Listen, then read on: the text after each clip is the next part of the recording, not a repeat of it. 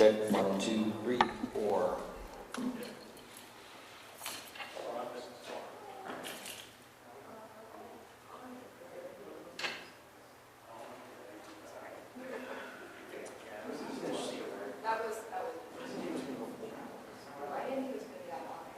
Because I got there at like 4:30 to watch it. Yeah. And I was like sitting in the parking lot waiting, and then I just yeah.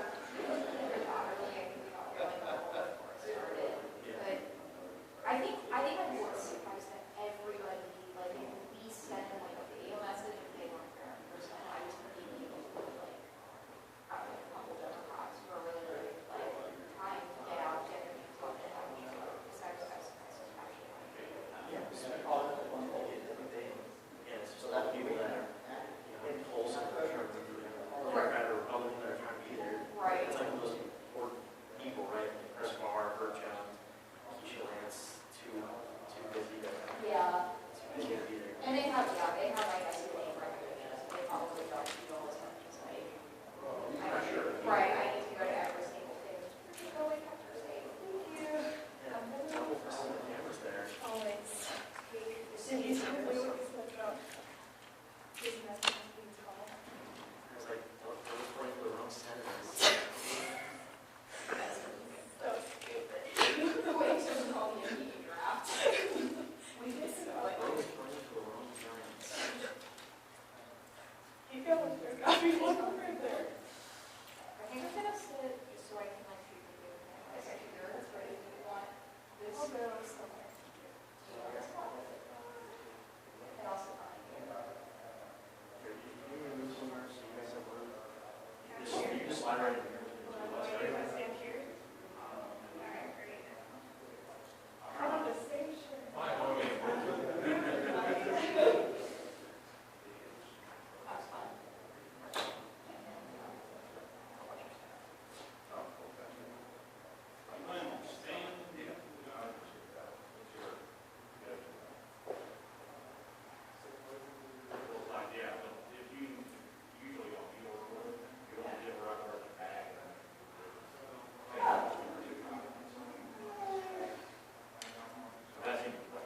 Okay.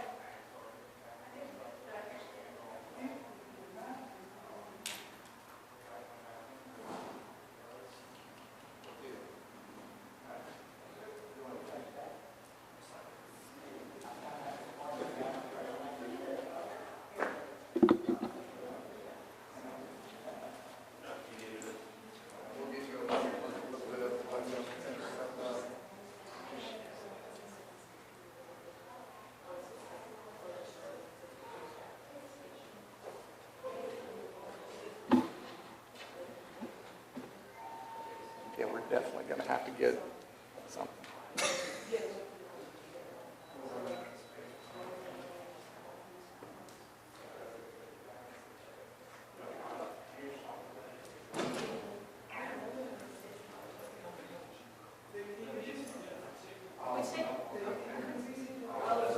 Yes, I mean, they were like at a coffee shop working on stories or something. Like, well, I guess we just have to like really hurry to finish this and then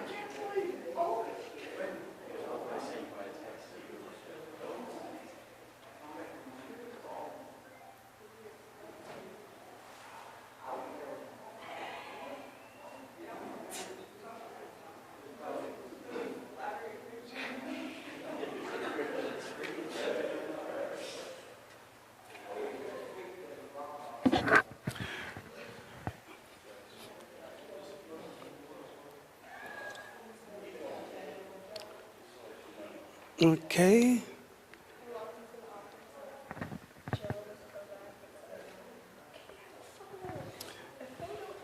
Bueno, mi gente, el día de hoy vamos a estar en la ciudad de Buenos Aires, donde la alcaldesa va a hablar sobre la situación del agua.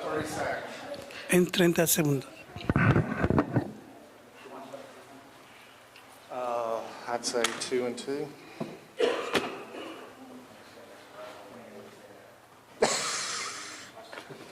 Yeah, watch step.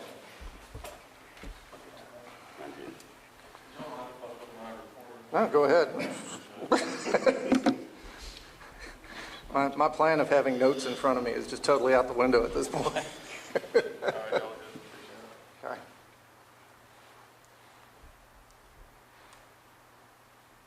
Okay. Good afternoon, ladies and gentlemen. Thank you for joining us here, and we appreciate your assistance in helping us get the word out as we're dealing with what has become a very extended situation on Watson Boulevard involving a significant water main issue. Just to give you a little background so you know who we all are and what we're dealing with, I'm James Drinkard, Jamesdrinkard. I'm the city administrator.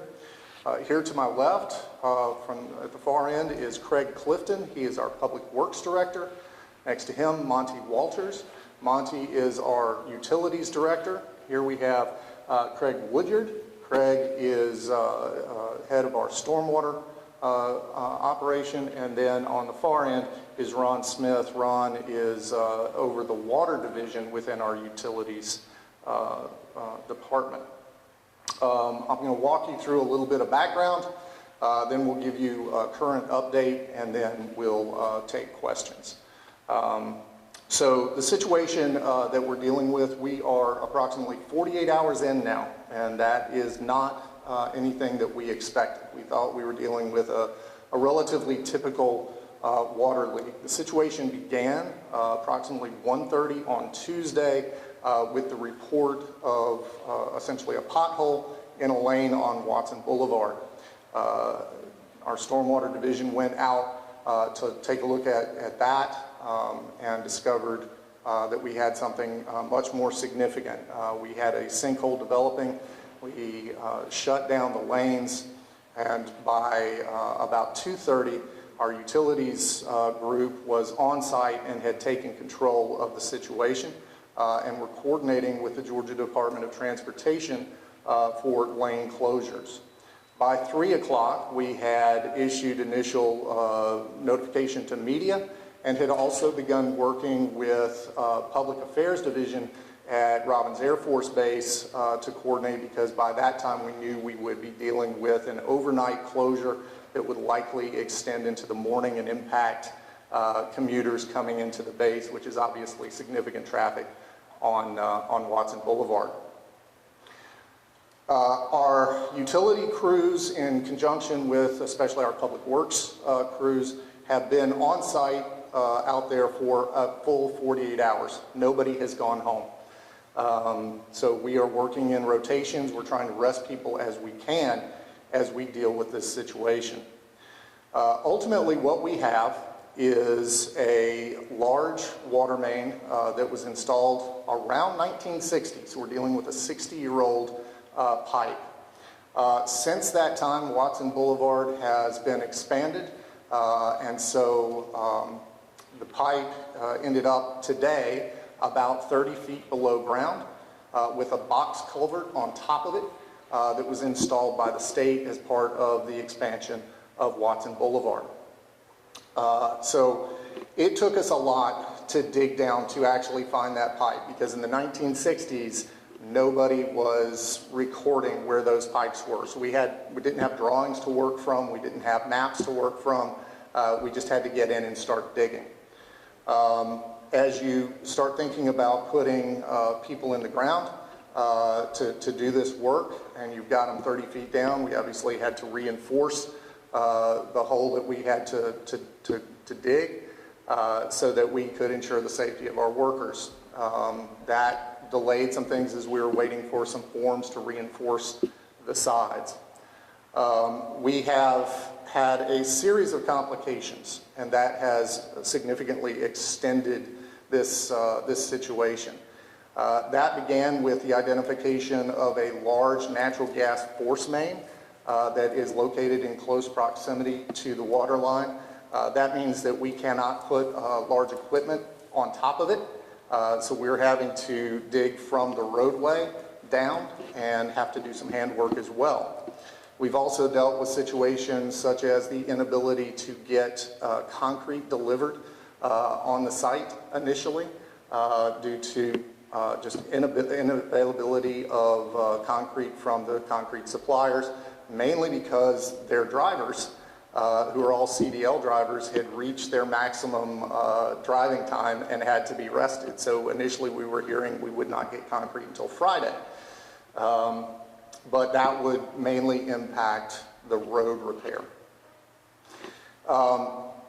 Our belief last night was that we would be turning water back on this morning to at least the majority of our customers by about 8:30.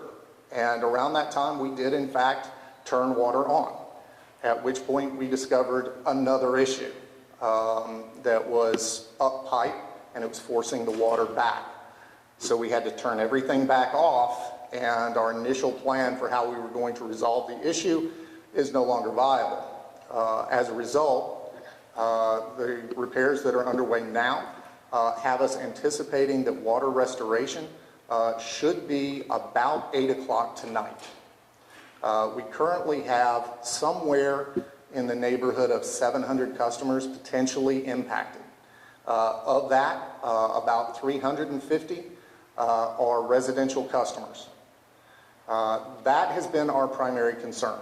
Obviously, we have customers out there who have been without water service for 48 hours, and that is a significant concern. So that has been our total focus to this point, is getting that water restored. Recognizing, however, that we may have some individuals who are homebound in that area and maybe running short of bottled water and other options, we are putting some things in place. We will release later today, if it begins to look like we will not hit that 8 o'clock time frame for restoring water, we will be releasing a number that homebound residents who are impacted by this water service interruption can call, and we will deliver bottled water to them. We ask, however, and we're going to hold that number for now because honestly we're still setting some things up, but we are going to really rely on the public, and we would ask your assistance in stressing this, that only those residents who are truly homebound, who cannot get out and get to a store or get assistance from a family member or neighbor in getting to the store to get bottled water, only those residents call that number when it's released. Our supply that we can bring to the issue is somewhat limited, and we want to make sure it gets to those who truly have need. So that is our current situation, and at this point we'll be glad to take any questions. Mr. Drager, one question I have is, you mentioned the pipes on Watson Boulevard that are over 60 years old. Is that a concern with other big roads in this area, such as Russell Parkway, things like that, or is it just specifically on Watson Boulevard? So, like a lot of cities throughout the state and the nation, we do have aging infrastructure. 60 years old for metal pipe is not necessarily a concern. We believe that some of what we're dealing with is a complication dealing with the box culvert and some other things, putting additional pressure on that section of pipe. But let's be honest, anytime you're running a water sewer system, you're going to have breaks, you're going to have leaks. It's just part of running those systems, and we have to respond to them. But we aren't over concerned about having infrastructure that we believe is at risk. We believe that for the most part, we are dealing with the usual wear and tear and operation of a water sewer system. Yes, ma'am.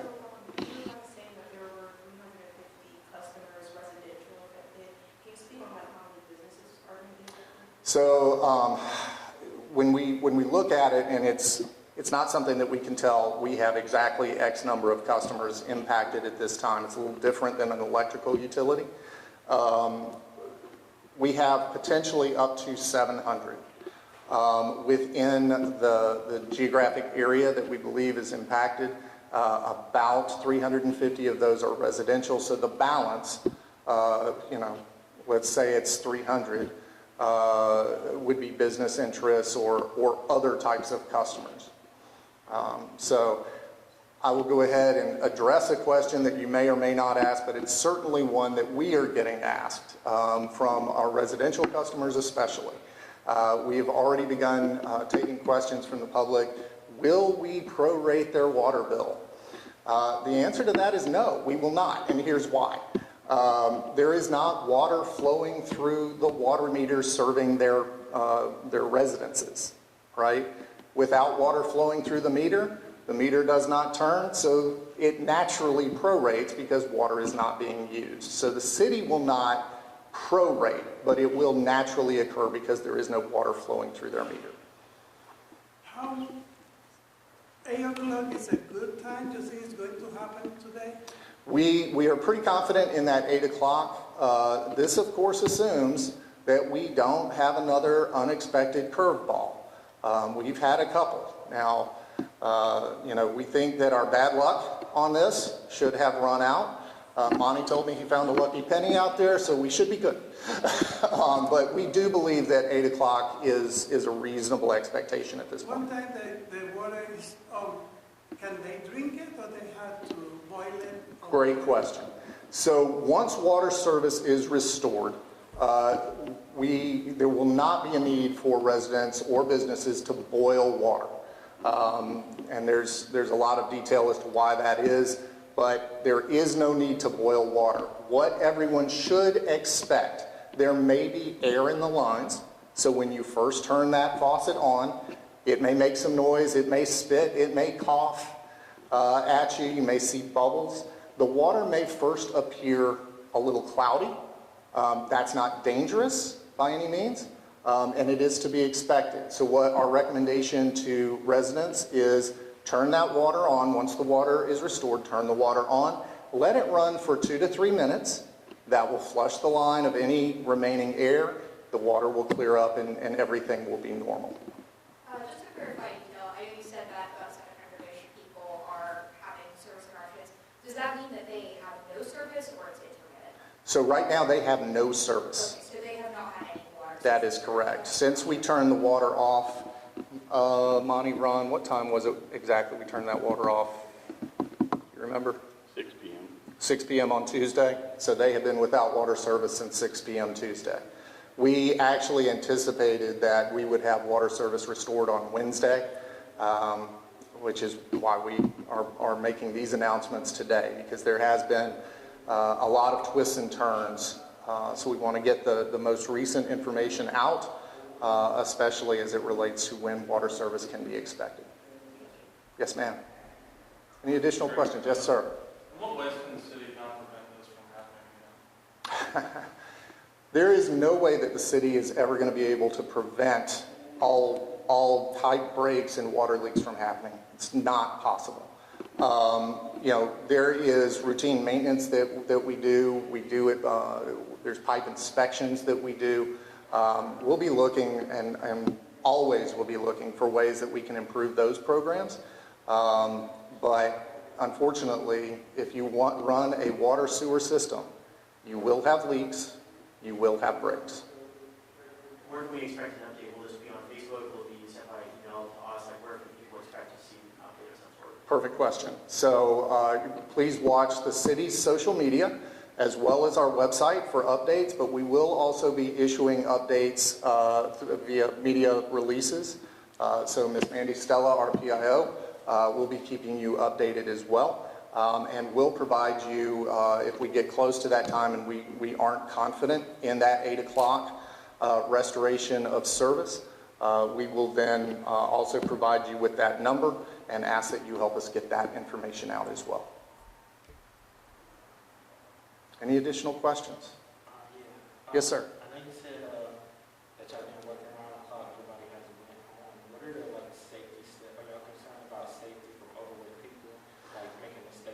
Sure. So we're always concerned about safety.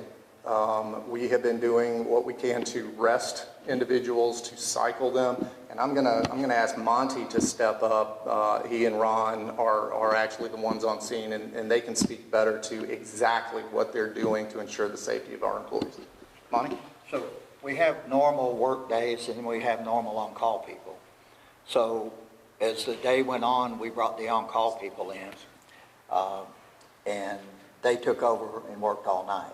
As the new people come in the next morning, they'd rested from the day before they took over, and we relieved most of them. Some of them wanted to stay. They wanted to be a part of it. They wanted to get the experience. We got a lot of new employees, and they see it as a challenge and a learning experience for them, and we do too. So we let them stay to the point, if we start seeing them maybe falling asleep or being tired or whatever, we send them home then. So most of them that stayed, it was voluntary. They wanted the experience. They wanted to learn. They wanted to be a part of helping us fix it. But a lot of them we sent home because they'll be on call, not just for water, but we have sewer and gas calls too. So we have to keep that group fresh for other calls too, which we still have, not just this issue, but we have other ones. So we have to try to stay staffed. But with the help of Public Works and Stormwater. If Stormwater wouldn't have found this when they did, someone called in, somebody could have died. You know, that cave-in under there, you could have parked 3 or 4 cars in it. So that was all underground, underwater, coming out in the ditch, 30 foot below the road, and they found it. So they got us involved, so it's pretty cool. Additional questions?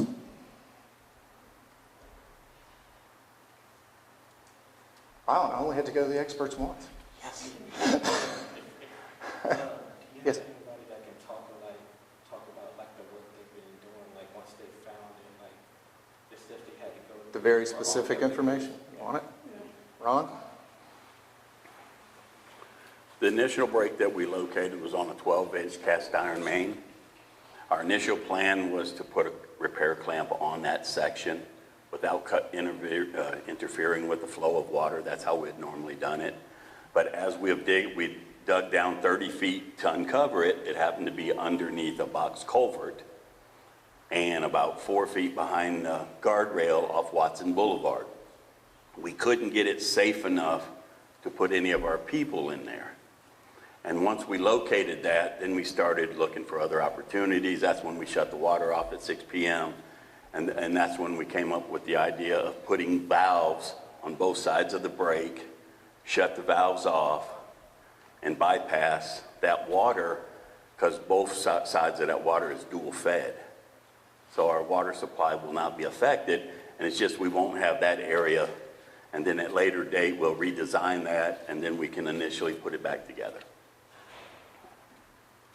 Thanks.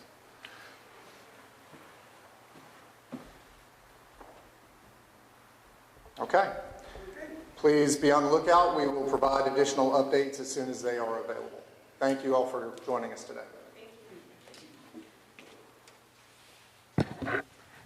Bueno, ahí tienen la conferencia de prensa donde dijeron que el agua espera que regrese a las 8 de la noche el día de hoy.